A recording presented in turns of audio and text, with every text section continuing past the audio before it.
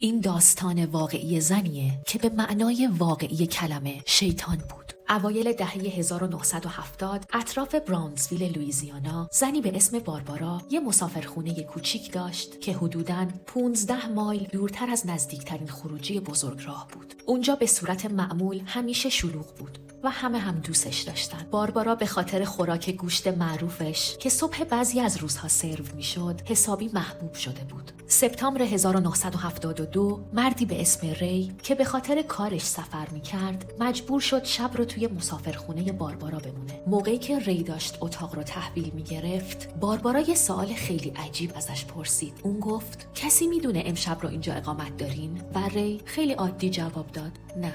نیمه های شب ری به صورت ناگهانی از خواب بیدار شد و سایه باربارا رو دید که ایستاده بود و با صدای آروم یه لالایی قدیمی رو براش زمزمه می کرد. اما به محض اینکه ری چراغ کنار تختش رو روشن کرد، باربارا به صورت ناگهانی به اون حمله ور شد. ری معجزه‌وار موفق میشه از دست اون فرار کنه. اون با فریادهای بلند بقیه مهمونهای مسافرخونه رو بیدار میکنه و بعد به پلیس زنگ میزنه. وقتی پلیس ها رسیدن و در حال بازجویی از باربارا بودن، باربارا یه جمله خیلی عجیب رو گفت. اون گفت اونا معمولاً مقاومت نمی‌کنن. پلیس که واقعاً نگران شده بود، شروع به بازرسی کامل از کل ملک کرد و نهایتاً متوجه یه چیز واقعاً وحشتناک شد. خوراک گوشتی که باربارا به خاطرش محبوب شده بود، در واقع اصلاً از گوشت گاو درست نشده بود. اینجا عجیب ترین اتفاقا و ماجراهای دنیا رو براتون تعریف می‌کنیم. پرژن پلاس رو دنبال